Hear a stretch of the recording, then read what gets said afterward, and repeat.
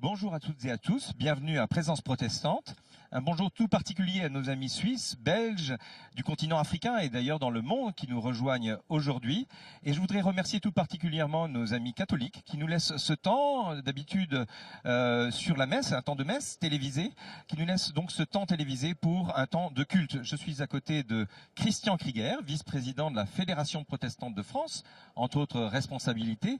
Christian, pouvez-vous nous en dire un petit peu plus? Où sommes-nous? Que se passe-t-il? Bonjour Christophe, bonjour chers amis téléspectateurs. Au nom de la Fédération protestante de France, je voudrais vous souhaiter une très chaleureuse bienvenue ici à Strasbourg, au Zénith, pour ce culte de Protestants en fête. Protestants en fête est une manifestation festive qui rassemble plus de 15 000 personnes à Strasbourg à l'occasion du 500e anniversaire de la Réforme. Alors la Réforme, on en parle beaucoup en ce moment, mais pouvez-vous nous en dire plus? De quoi s'agit-il? En 1517, Martin Luther lançait un débat public en affichant 95 thèses. Aujourd'hui, 500 ans après, des protestants dans leur grande diversité, des baptistes, des ménonites, des évangéliques de toutes sortes, des pentecôtistes, des luthériens et des réformés bien sûr, se réunissent à Strasbourg, célèbrent, prient, débattent autour du thème « Vivre la fraternité ». Et alors justement, ce rassemblement strasbourgeois a une teinte particulière. Quelle est-elle? En effet, en 2017, pour la première fois, cette commémoration de la Réforme est résolument œcuménique. Et j'en profite pour adresser une très œcuménique et fraternelle bienvenue à tous nos frères et toutes nos sœurs chrétiennes et les invite à nous rejoindre pour cette célébration, pour ce culte, en accueillant la parole de celui qui nous bénit. Bon culte à tous. Bon culte.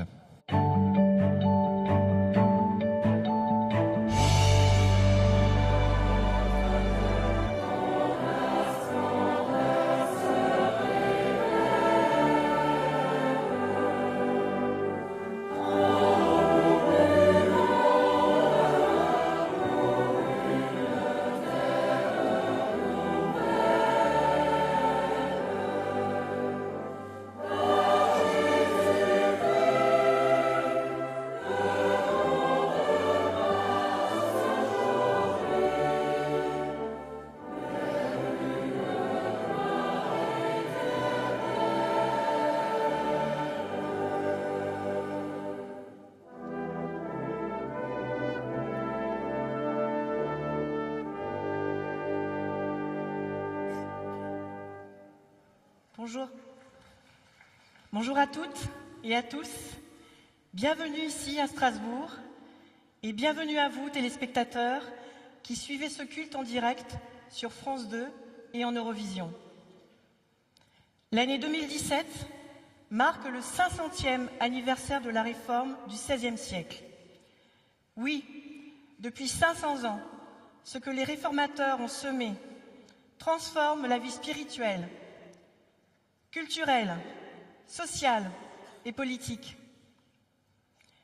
À l'occasion du rassemblement Protestants en fête 2017, à l'initiative de la Fédération protestante de France, nous sommes très heureux de vivre avec vous ce culte.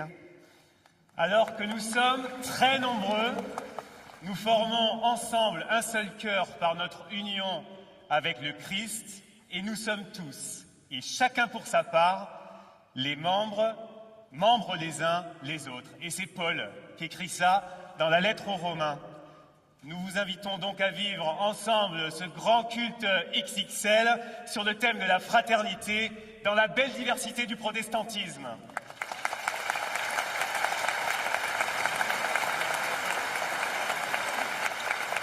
Je vous remercie d'accueillir Monsieur Christian Albecker, président de l'Union des Églises protestantes d'Alsace-Lorraine.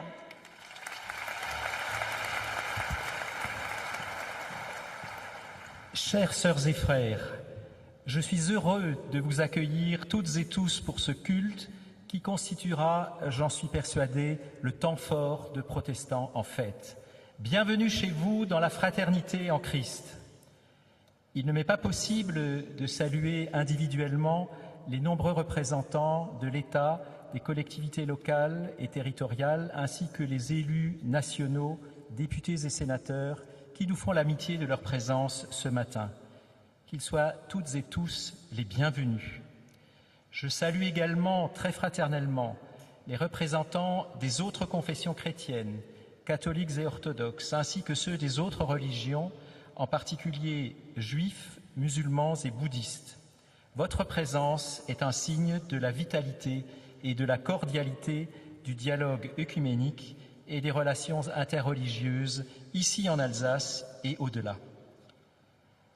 Toute sa vie, Martin Luther n'a eu d'autre but que d'amener ses contemporains au Christ et de leur donner accès au message libérateur de l'Évangile. S'inscrire dans son sillage ce matin, c'est vivre la fraternité en Christ qui nous est offerte par-delà les frontières confessionnelles parce que nous sommes tous enfants d'un même Père. Joyeux culte à vous toutes et tous.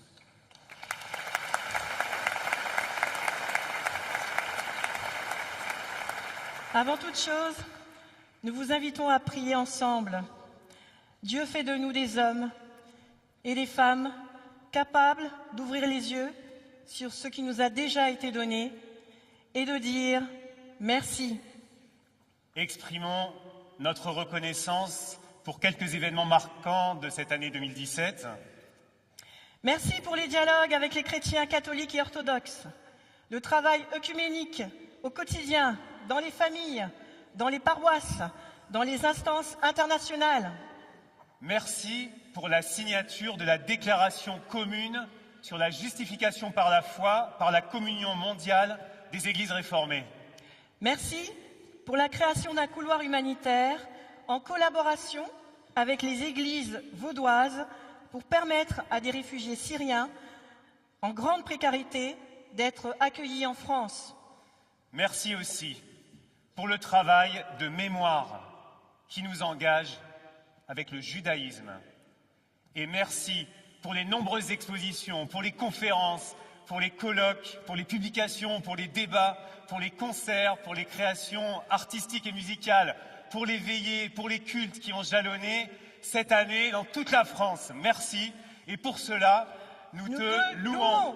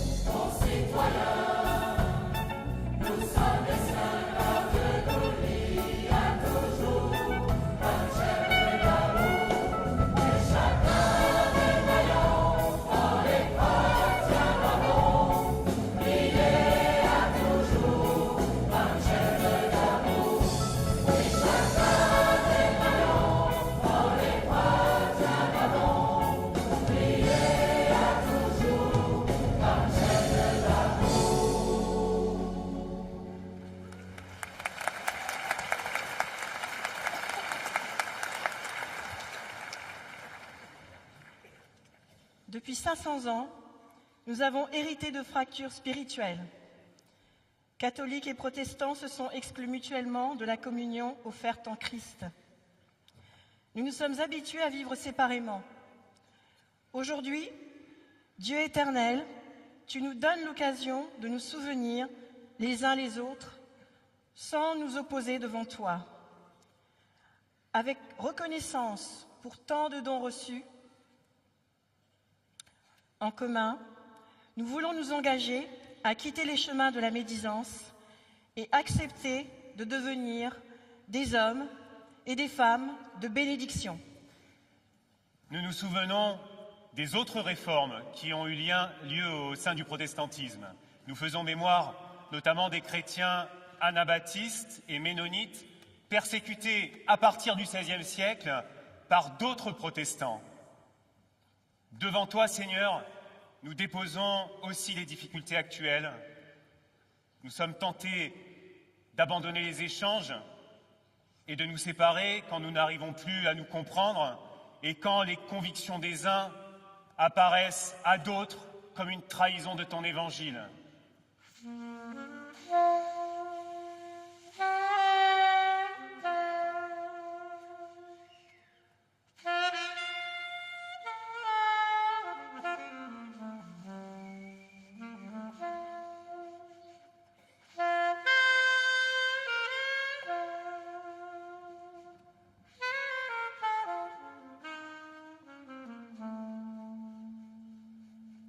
Aujourd'hui, nous sommes reconnaissants pour les chemins de rencontre déjà parcourus. Que cette mémoire soit vivante et nous encourage à poursuivre nos efforts pour construire un monde bienveillant et solidaire. Nous désirons apprendre à demeurer ensemble, sans détourner le regard, ni de toi, ni de nos frères et sœurs. Apprends-nous une estime réciproque et que l'Esprit nous donne de contribuer à l'avènement de ton royaume ici-bas. Et faire mémoire, c'est se souvenir aussi des grandes guerres qui ont déchiré l'Europe. Ici même, des conflits ont opposé Français et Allemands et détruit d'innombrables vies humaines. Ils ont dévasté les terres de tant de pays. Alors aujourd'hui, nous sommes engagés sur des voies de réconciliation et cette ville en est un des lieux symboliques. Et nous voulons poursuivre ces efforts et transmettre aux générations à venir un monde où l'emporte la confiance et la fraternité.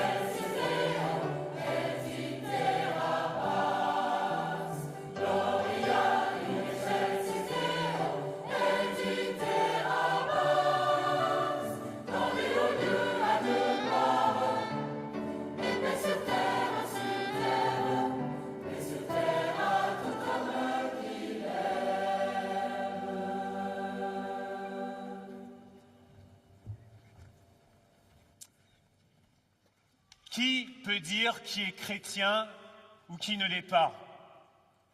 Seul Dieu connaît le cœur de chacun.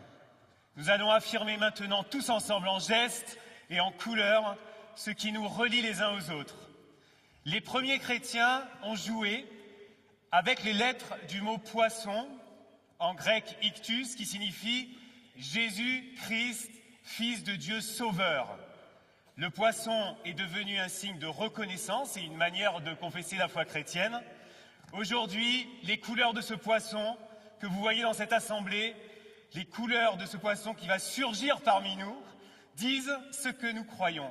C'est-à-dire que notre diversité réconciliée est une richesse pour vivre la fraternité.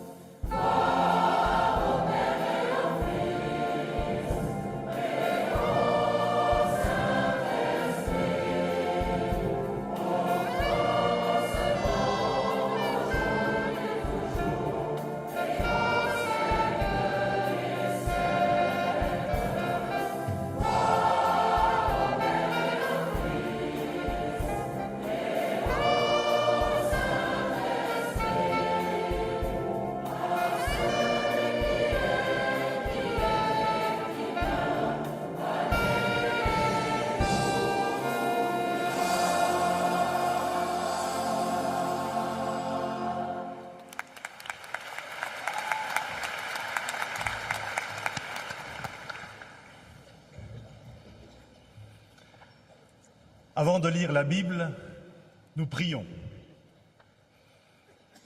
Seigneur notre Dieu, réunis à l'occasion de cette fête, nous cherchons à approfondir nos relations. C'est sur ton Fils Jésus, le Christ, que notre fraternité se fonde pour se déployer dans le monde. Ton esprit nous unit, qui nous donne d'accueillir et de méditer ta parole. Amen.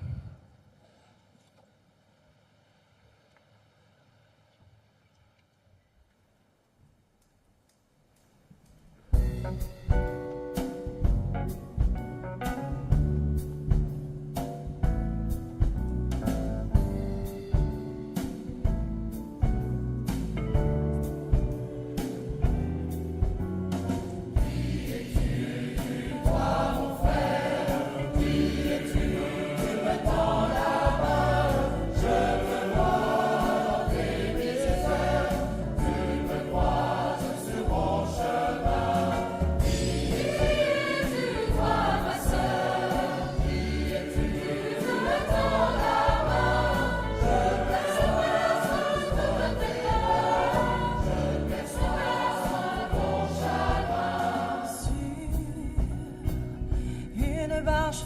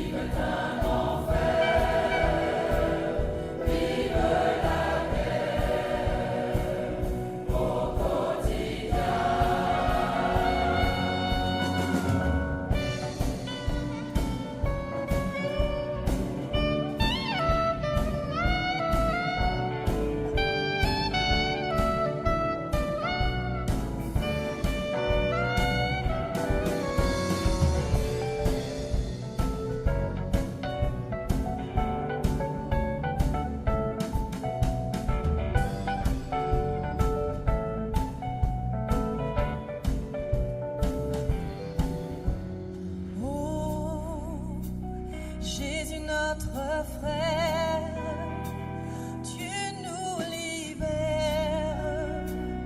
de nos barrières. Que foi et charité viennent bousculer l'humanité.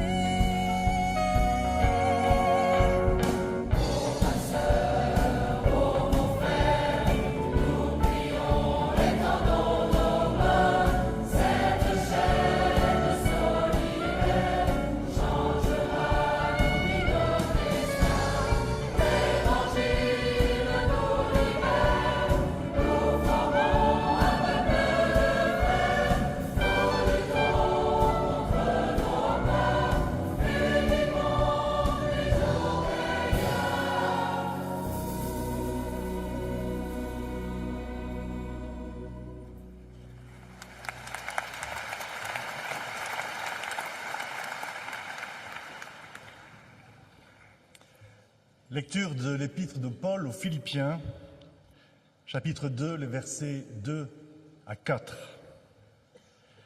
Alors, rendez-moi parfaitement heureux en vous mettant d'accord, en ayant un même amour, en étant unis de cœur et d'intention.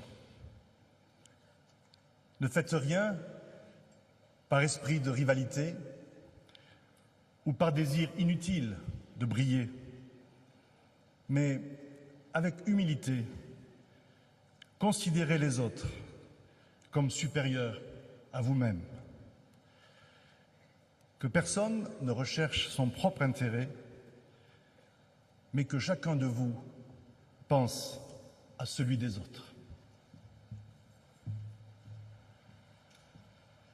Protestants en fête, c'est aussi 3 jours de fête pour les jeunes.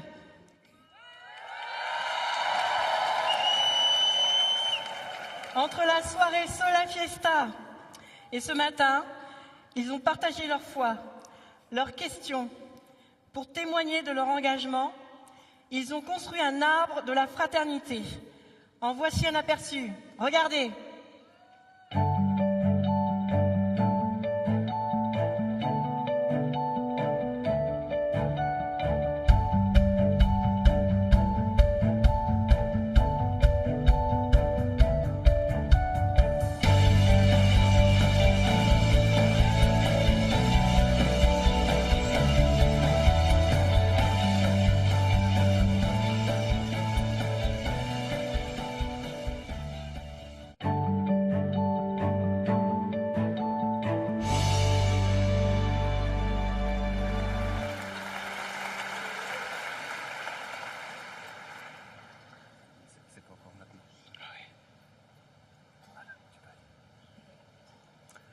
Lecture de l'Évangile de Jésus-Christ selon Saint Jean, au chapitre 15, les versets 13 à 15.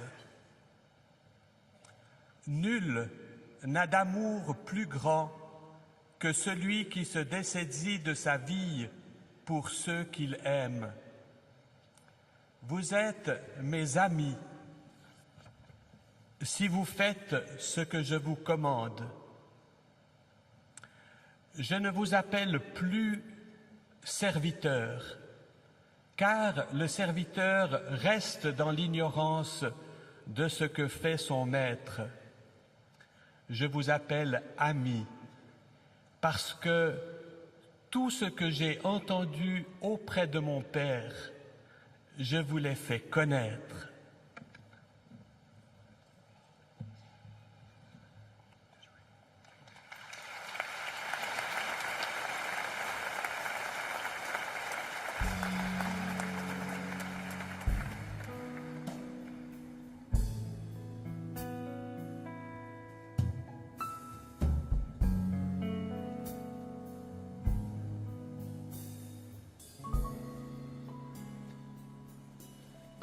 Nous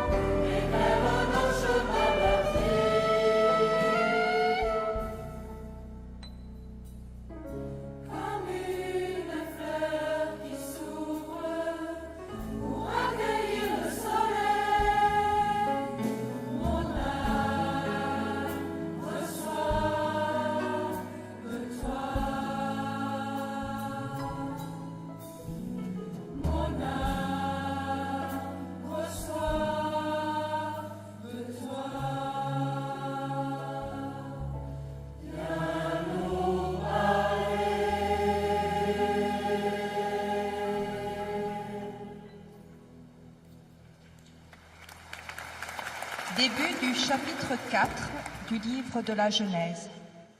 Caïn apporta du fruit de la terre en offrande au Seigneur. Abel, lui aussi, apporta des premiers-nés de son petit bétail. Le Seigneur porta un regard favorable sur Abel et sur son offrande. Mais il ne porta pas un regard favorable sur Caïn, ni sur son offrande. Caïn fut très fâché.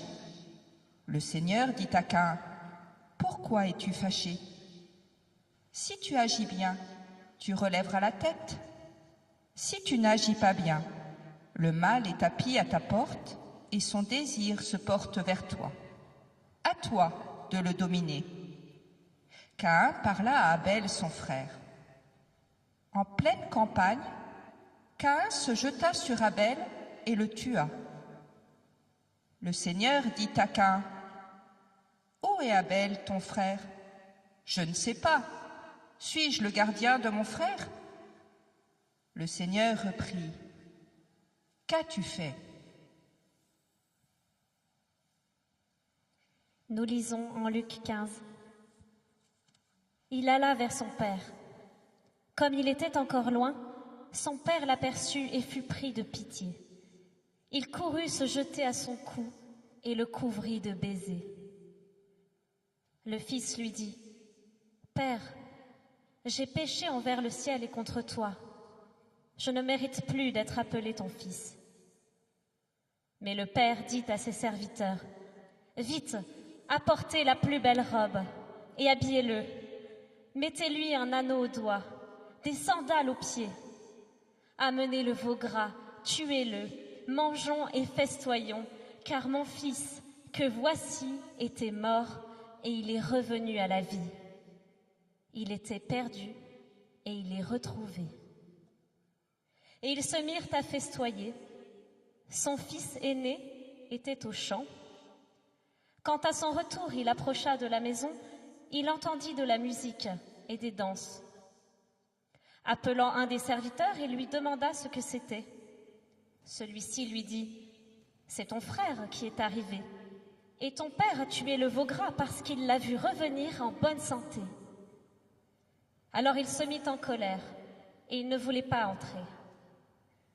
Son père sortit pour l'en prier, mais il répliqua à son père, « Voilà tant d'années que je te sers, sans avoir jamais désobéi à tes ordres. Et à moi, tu n'as jamais donné un chevreau pour festoyer avec mes amis. Mais quand ton fils que voici est arrivé, lui qui a mangé ton avoir avec des filles, tu as tué le veau gras pour lui. »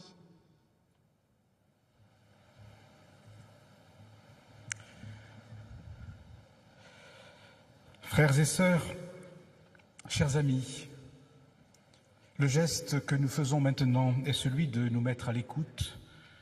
Au cœur du culte se trouve l'écoute de la parole. Comme l'affirme le protestantisme depuis 5 siècles, fidèle au premier commandement, « Écoute, Israël ». La parole que nous écoutons est celle d'une grâce qui nous accueille tels que nous sommes et quoi que nous ayons fait.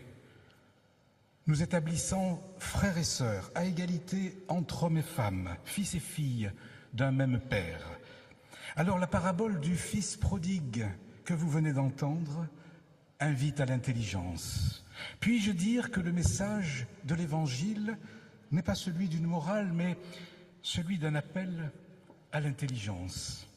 Puis-je dire que croire, c'est aussi penser le monde et son malheur pour le traverser et pour y entrevoir les promesses, enfin, d'une réconciliation, d'une fraternité réconciliée. Le Christ nous propose d'être intelligents. Il suggère que la fraternité nous oblige les uns les autres, comme l'énonce cette expression « noblesse oblige », fraternité oblige. Nos vies, notre monde ont besoin de fraternité et il nous est demandé de vivre en bonne intelligence. Ce jour, oui, il nous est annoncé l'identité chrétienne, protestante, évangélique, est fraternelle. Et voici comment. Le récit raconte l'histoire de deux frères. L'un, le plus jeune, quitte la maison, l'autre, l'aîné, n'a jamais cessé d'y travailler. Et au retour du prodigue qui ne peut plus rien revendiquer, vous vous souvenez peut-être de cette histoire, l'aîné se met en colère. Lui n'a jamais désobéi, il est resté à son poste, il a toujours travaillé, et il prend mal qu'on fasse la fête. Il ne peut partager la joie qui s'exprime déjà, celle d'un père qui retrouve un fils perdu. Il ne comprend pas, lui qui n'a rien perdu, lui qui croit qu'il ne s'est jamais perdu, lui qui croit qu'il est bien dans sa vie, que son père court au-devant du fils et lui offre sa grâce, avant même que ce fils ne balbutie la moindre confession des péchés.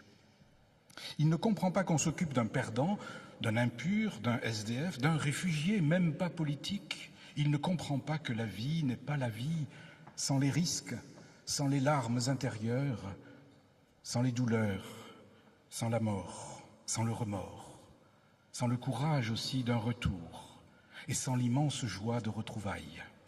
Il ne veut pas entrer pour la fête parce qu'il pense être, lui, seul dans son droit, seul légitime, et par manque de confiance aussi en un père qu'il voit se laisser attendrir au lieu d'être sévère.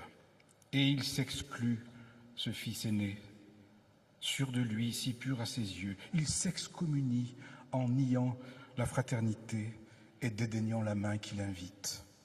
Sa vie est sans vie, comme cadenassée, sans souffle, en croyant être mieux que l'autre qui a des torts.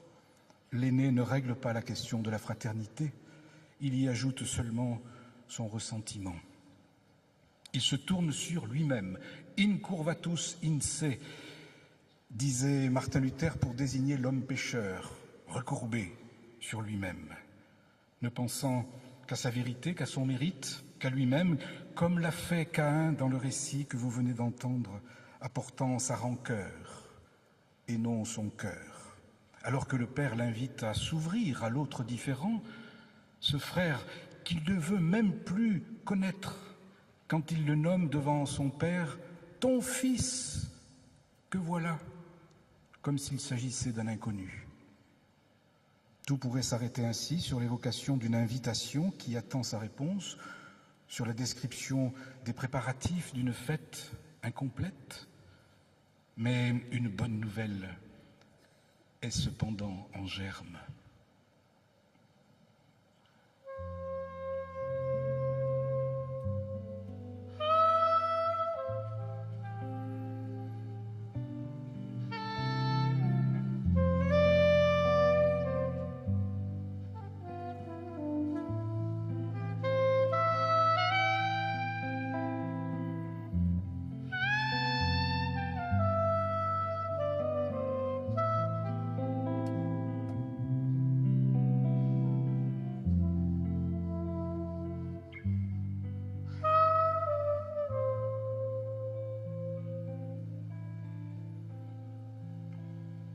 Oui, une bonne nouvelle se dit comme en cachette, dans le secret de nos cœurs, dans le secret de notre intelligence. Cette bonne nouvelle se lit presque entre les lignes. L'absence de conclusion de la parabole suggère de poursuivre, d'inventer les pages non écrites d'une joie et d'une fraternité pourtant toujours possible. Il s'agit de comprendre que le frère ou la sœur que l'on ne peut pas voir seront malgré tout présents demain et après-demain, dans la maison, à côté de nous, et même après-demain, et que la vie ne s'arrête pas parce que l'on a décidé de se fâcher, que la colère ne peut pas s'éterniser. Vous ne pouvez pas être sans arrêt en colère. Il faut donc réfléchir et penser. Il faut tenir les promesses inaccomplies que la parabole a désignées de loin, au travers de nos responsabilités citoyennes déjà, dans le champ de nos engagements. Chacun est invité à poursuivre cette parabole, afin de donner souffle à la vie, de donner souffle aussi à notre société qui en manque, afin de donner du souffle à la République. Oh, une République qui ne reconnaît aucun culte mais qui les connaît tous et au sein de laquelle le protestant peut assumer sa vocation de vigie, vigie de la fraternité et sentinelle de l'Évangile. Une société où le protestant accomplit cette vocation, celle d'entendre la colère de tous les aînés, mais sans jamais en être complice, ni en nourrir l'orage, mais bien pour la conduire à son apaisement, par l'écoute, la bienveillance, la réflexion, la prière. Rien ne sert de culpabiliser, rien ne sert de condamner à notre tour l'aîné comme l'aîné condamnait le prodigue. La porte reste ouverte, énonce la parabole. Et la fraternité possible demain et après-demain. À l'image de l'histoire de Caïn et Abel, souvenez-vous, une histoire placée au tout début de la Bible, comme pour suggérer qu'une suite est possible. Après que le pire a pourtant été commis, il est annoncé une promesse, celle d'une fraternité réconciliée où nous pourrons dire et où nous pouvons dire d'ores et déjà « Oui, je suis le gardien de mon frère et de ma sœur ». Cette parabole alerte donc. Elle met en garde contre toutes les revendications identitaires, contre le fondamentalisme qui excommunie, qui humilie parfois, qui tue par les mots ou par les actes. Eh bien, la Réforme a rappelé il y a 500 ans déjà que la foi en Christ ne revendiquait rien pour elle, que la foi était avant tout confiance, qu'elle appelait à la fraternité. Oui, la foi se tient du côté de la confiance et elle ouvre sur demain et sur après-demain. Croire, c'est ainsi ouvrir son intelligence avec confiance contre Caïn pour qui croire revient à se justifier, à se comparer et finalement à haïr. En Christ, chacun, quel qu'il soit et quoi qu'il ait fait, telle est la bonne nouvelle, se trouve situé à égale distance de l'autre, même le plus différent, même le plus insupportable, même le plus étrange, de sorte qu'il est frère et que nous sommes frères et sœurs à jamais. L'identité chrétienne, protestante, évangélique, délibérément fraternelle, accepte l'altérité en confiance et avec intelligence. Et ensemble, nous préparons demain où une fête nous attend. Dieu vous bénit. Amen. Oh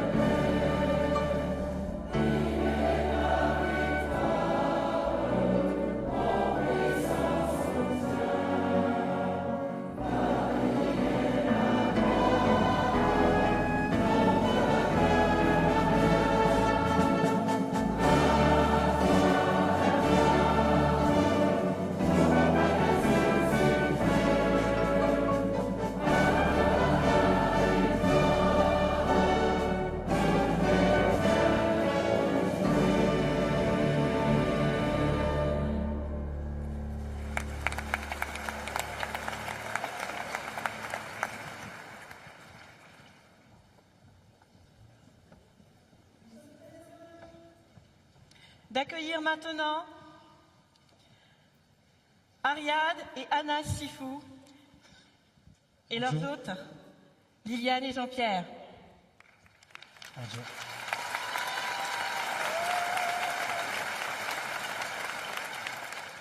Ariad et Anas, vous êtes réfugiés syriens. Ariad, pouvez-vous nous dire pour quelles raisons vous avez quitté la Syrie? Alors bonjour, je suis parti en 2014 à cause de la guerre. Je ne peux pas rester en Syrie, soit être enrôlé avec Daesh, soit le service militaire. C'est obligatoire chez nous. Je ne peux pas mourir. Je veux pas mourir en Syrie pour n'importe qui ou n'importe quoi.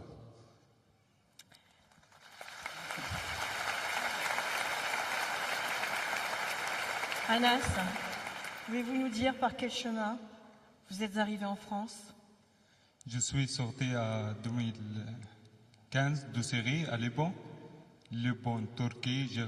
Je suis resté à Turquie 3 mois parce que les chemins européens étaient fermés, mais on a trouvé notre solution pour aller à Guyane française. Mais il faut prendre l'avion. On a sorti Turquie-Dubaï. Dubaï-São Paulo. Après, on a pris les pick-up 4x4 pour traverser les jungles amazoniques. Après, on a Guyane française. Nous sommes restés 9 mois pour avoir les papiers de réfugiés. Après, on a pris l'avion pour venir ici en France.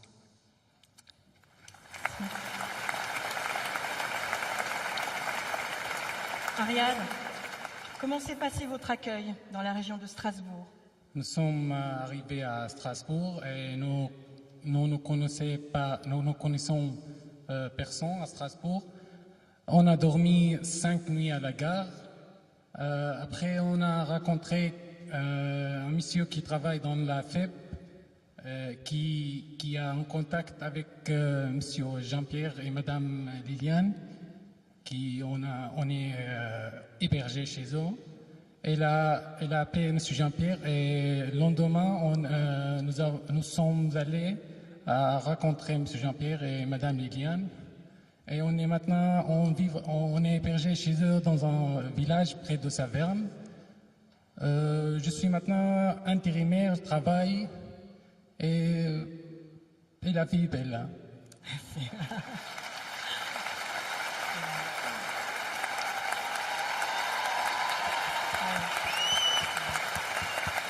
Anas, quels sont vos projets? J'ai pris le français maintenant. Je cherche le travail. J'ai trouvé un stage. Plus tard, je vais terminer mes études de vétérinaire. Comme j'aurai trouvé un appartement, je vais faire venir ma femme. Merci. Merci Ariad et Anas. Merci aussi à leurs hôtes, Liliane et Jean-Pierre. Merci Jean-Pierre et Jean-Pierre. Merci. Merci à vous qui faites partie d'un collectif d'accueil partout en France.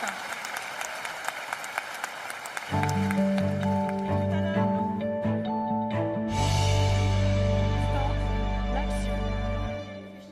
Merci.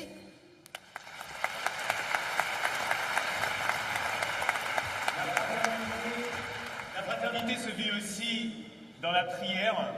Cette corde disposée ici que nous allons maintenant utiliser est une invitation à tresser demain dans nos lieux de vie des paroles, des actions avec d'autres frères et sœurs pour ne pas témoigner seul de l'Évangile. Je vous invite à entrer maintenant dans ce temps de prière.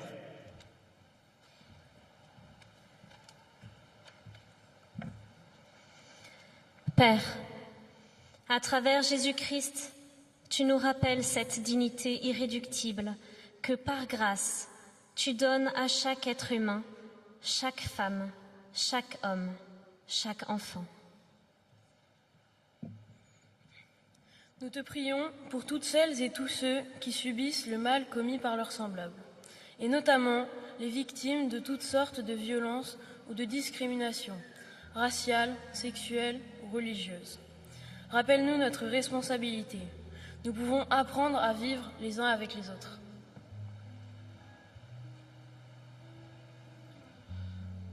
Seigneur, redonne l'espérance et la force aux plus démunis.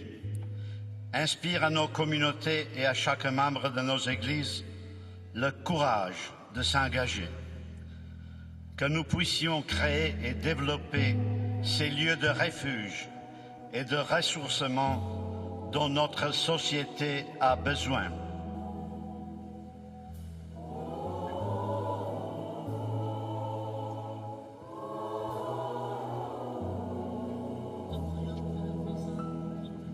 Oui, pour les responsables de notre pays, qu'ils entendent la voix des tout-petits pour chaque décision qu'ils auront à prendre. Oui, ta parole, nous te reprions pour l'église locale. Pour nos églises locales, donne-leur ton esprit pour qu'elles deviennent des lieux de créativité.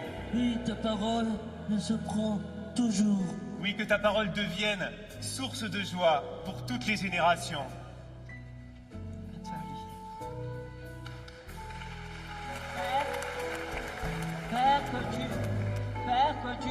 Que tu nous as confié la terre et tout ce qu'elle contient, nous te prions pour celles et ceux qui subissent les conséquences néfastes de nos modes de vie. Bravo.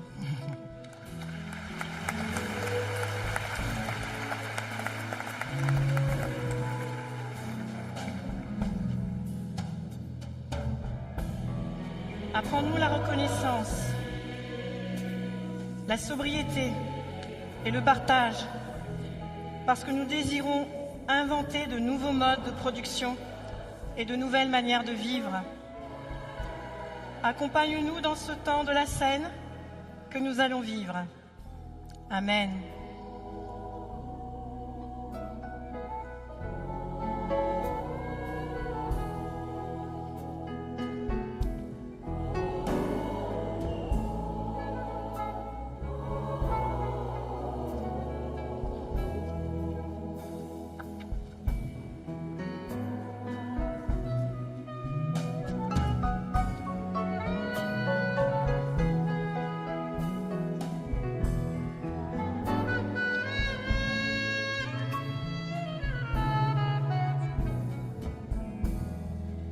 Nous allons bientôt entrer dans le temps du partage et du pain et de la coupe, un temps de communion fraternelle.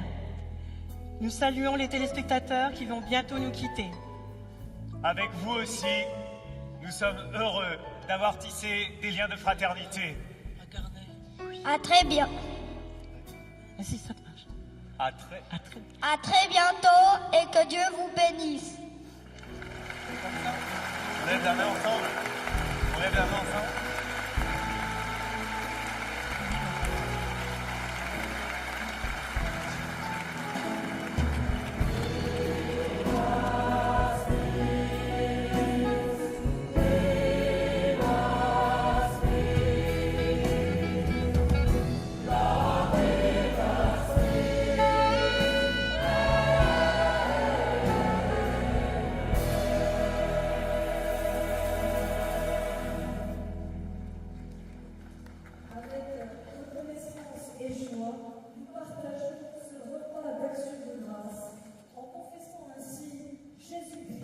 Notre Seigneur et Sauveur.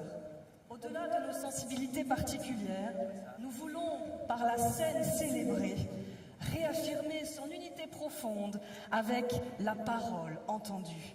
Oui,